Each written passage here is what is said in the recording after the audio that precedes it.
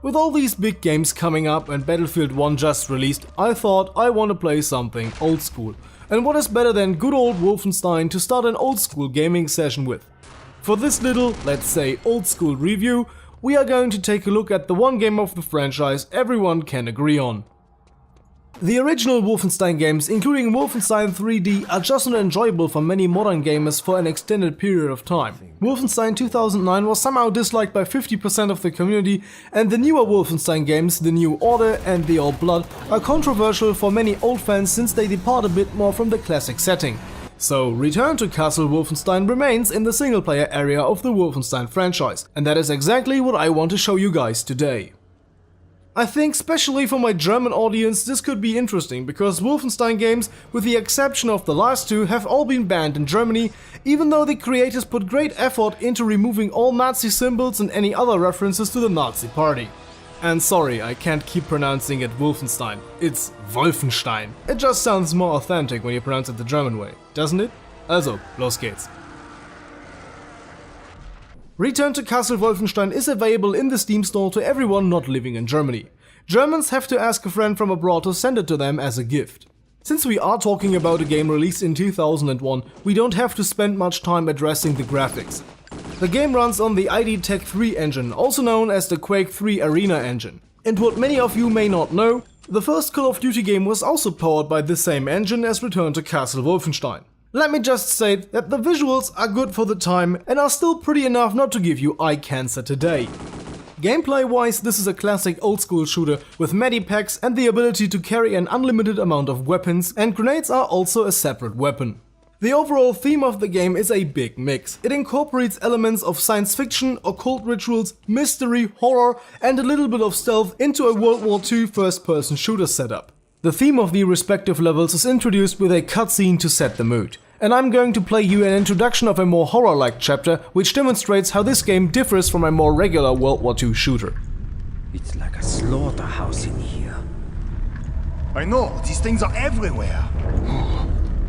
What are they? Where did they all come from? Don't ask me, no one ever tells me anything. My God! Did you hear that? Yeah, and I wish I hadn't. We have to get out of here. Follow me back to the entrance.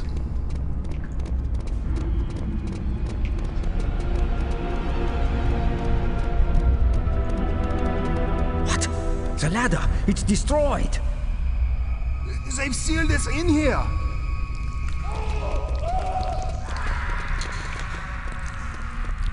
Get ready.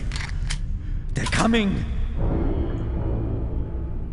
You join these three soldiers as they are making their last stand against the zombies, and after that cutscene I almost feel sorry for them. But once you are down there and killed the zombies, they will attack you. I think this demonstrates quite well how the game manages to set the mood for a mission.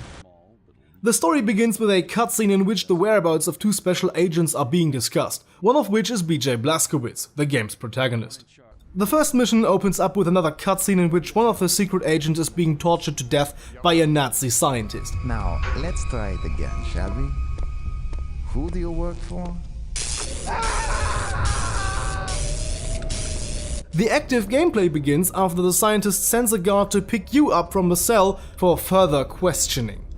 Once you made it out of your cell with the stereotypical drop down from the ceiling on the prison guard who is wondering why the cell is empty move, you start killing every Nazi that crosses your path.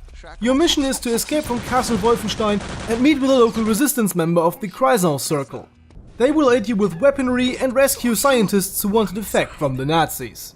And now, a commercial break. Hey, you have an ad blocker, don't you? Don't wanna even support me by watching annoying ads, eh? You hypocrite! You use adblock yourself! Yeah, but not on YouTube. Alright, fair enough. Well, then let's just get on with the video, shall we? During the course of the game, you uncover the plans of SS Oberführer Wilhelm Strasser, aka Death's Head, an antagonist known from all later Wolfenstein games. Your hunt for Death's Head will lead you through secret weapon testing facilities in Germany and ultimately to Strasser's remote laboratory in occupied Norway, where he works on the Uber-Soldier or Übersoldat, basically the super soldier. After destroying Death's Head's work, he flees and doesn't reappear for the rest of the game. From the information found in Death's Head's laboratories, you will find out the Nazi plan to resurrect Heinrich, the guy from the game's intro. Actually an historical figure, though the creators of Wolfenstein took some liberty when it comes to his portrait. So you return to Castle Wolfenstein. He said it! He said it! Yeah, I used the game's title. So you return to Castle Wolfenstein and confront the demonic reincarnation of Heinrich I to ultimately stop the Nazis from getting a paranormal superweapon and spoil Heinrich Himmler's day, who for some reason is watching the whole battle through binoculars. This American, he has ruined everything. Herr Himmler, the plane is waiting to take you back to Berlin. Sir, the Führer is expecting your arrival. Yeah. Return to Castle Wolfenstein is a classic you must have played. It is primarily a run-and-gun shooter with some stealth sections mixed in, and it is really worth it to sneak around quietly from time to time if you want to enjoy the full story of the game. It was bad business back there. Yeah, I agree. It was Terrible. for our own men we sealed in with those things. I know, I was there. But what else could we do? It was an order. An order from Helga, no less. Yeah, of course. An order. We had to seal off the crypt. There was no time left. Those screams. Those horrible screams. Didn't you hear them? I can hear them still. I don't think I'll ever stop hearing them. Yeah. The storytelling in this game operates with 4 main devices. The previously mentioned cutscenes and conversations between NPCs overheard during the game, as well as level intro texts and documents scattered around the level. These come in the form of clipboards, letters or orders addressed to the soldiers whose position you just cleared out.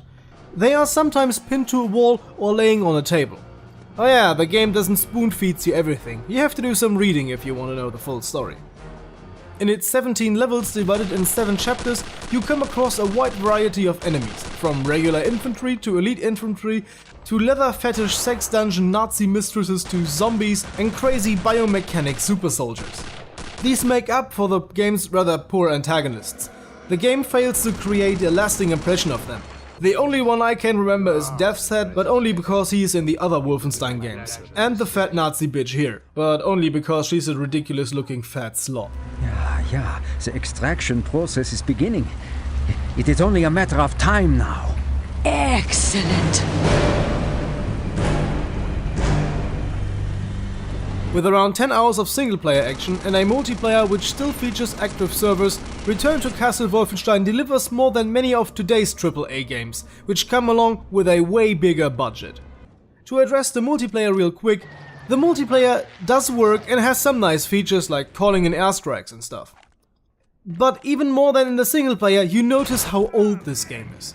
In the single player you have the problem that the hitboxes are not properly working from time to time, and you have no real feedback when you hit an enemy. Sometimes they are twitching animations, but often they do not work. But in the online multiplayer, these problems are really getting annoying.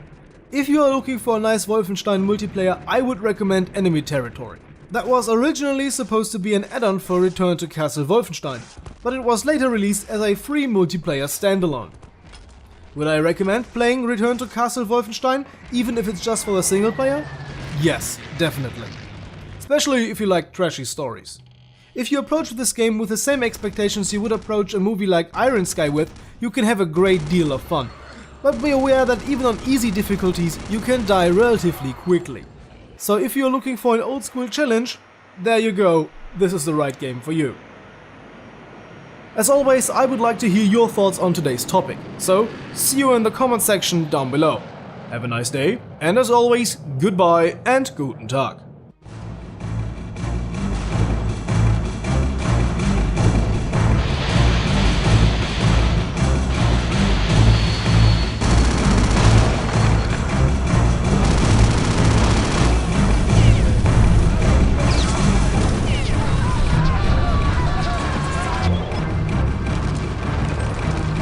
Our team has just teamed up with the